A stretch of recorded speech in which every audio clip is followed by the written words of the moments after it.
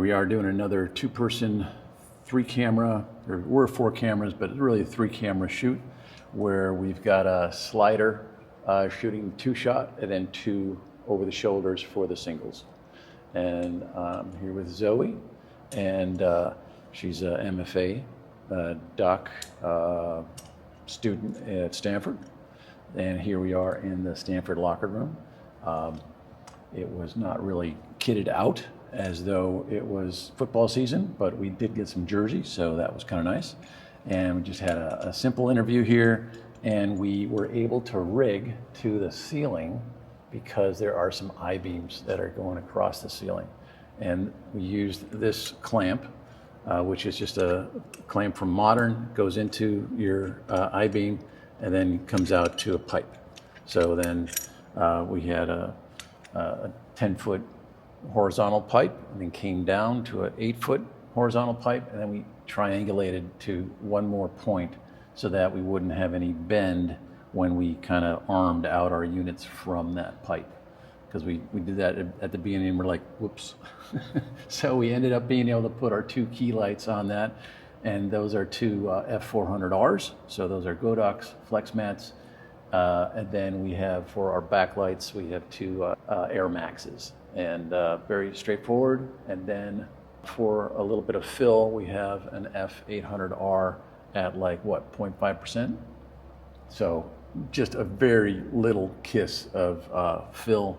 And then in the background, we're playing those same windows onto the background area with 2 units that we put ellipsoidal fronts on them. So one is an Evoque 900C, and the other is the M1000R from Godox.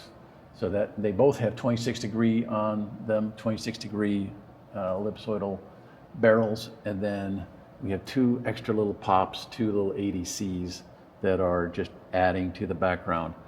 And we had to block out some of the overhead units that came with the place. They're LEDs, really lightweight. They look sort of like, old style, funky color lights, but these are actually kind of daylighty. It's working out. And we got rid of some of the ones that were here at the front and kind of really toppy. So we just, wrapped those with Duve and then blocked a few out with some floppies. Some solid floppies, and that's pretty much it. Yeah, just ran everything off the floor, off of regular power, super simple, and a nice day. And we're out noonish.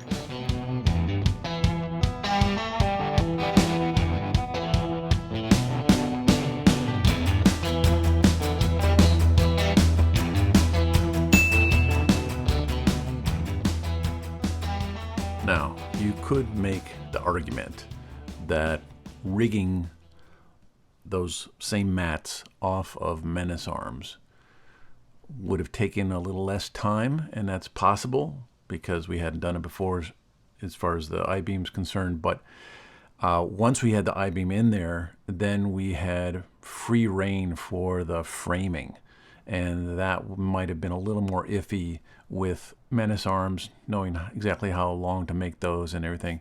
So and then we would have had to possibly made 4 menace arms for the keys and the backs. So in the end, I think this was a nice way to go and a clean setup. It was also a really nice parking spot for the truck. These are all the people that you can blame for the outcome.